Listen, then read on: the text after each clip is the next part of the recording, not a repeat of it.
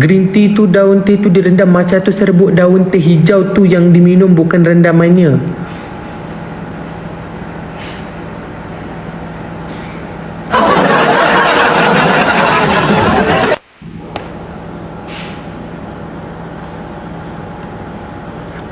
Dah lah topik macam jadi geram pula. Rasa dinding macam mana pula? Rasa dinding, kau pernah tak macam orang cat dinding rumah macam baru kau masuk rumah baru tu kan?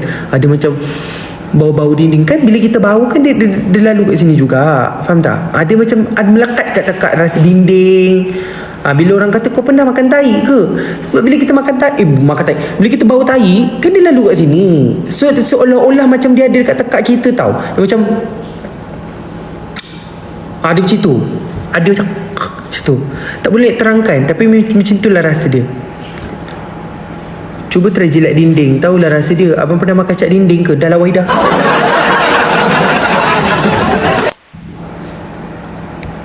Wahidah tadi dia DM aku, dia kata, "Bang, saya dah dapat kerja. Saya kerja jual ayam goreng."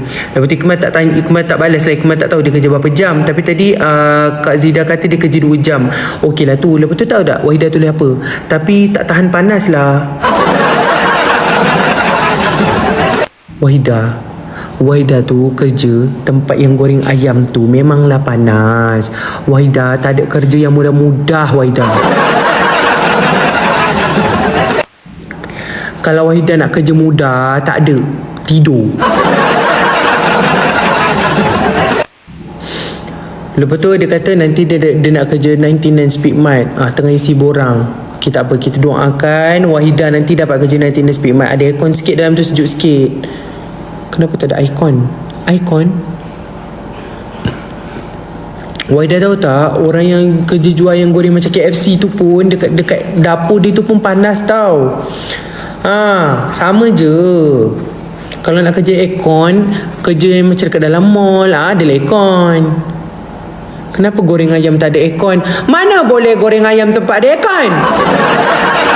Masalah aircon tu.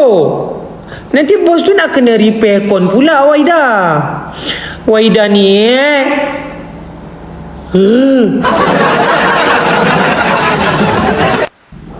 Kemal boleh. Wahidah tahu tak, Khaira tu yang kerja sebagai cikgu kanak-kanak tu pun, tempat yang tak tahulah ada aircon ke tak, aku rasa ada aircon. Tempat yang ada aircon tu pun dia mengeluh dekat status WhatsApp. Penatnya kerja, sakit kepalanya kerja. Kerja apa je? Kak Zida tu, yang kerja dekat sleep lab tu, lab orang tidur tu, yang beraircon tu, yang dia boleh main Mobile Legends malam-malam tu pun, dia kata penat kerja.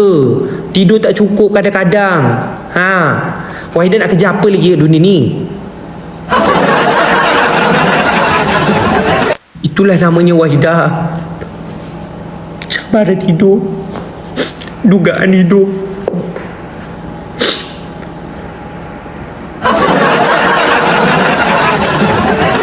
Wahidah kata nak kerjakan abang. Amboi kau main. Kerja yang halal mesti rasa penat. Itulah baru namanya kerja.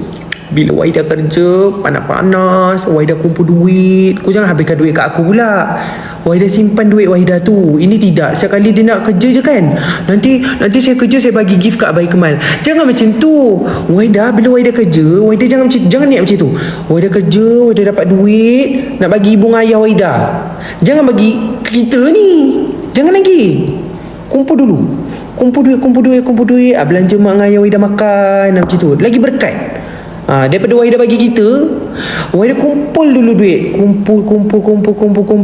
Belanja mak ayah makan, macam tu. Ibu ayah dulu belanja mak ayah makan. Lepas tu sedekah kat masjid. Nanti tiba-tiba Wahidah jadi milioner. Tiba-tiba jadi jutawan. Berkat. Wahidah dah masuk live Ikmal hari-hari macam ni pun dah okey Wahidah. Tak masuk kadang-kadang pun okey. Kalau busy kerja tak ada masalah.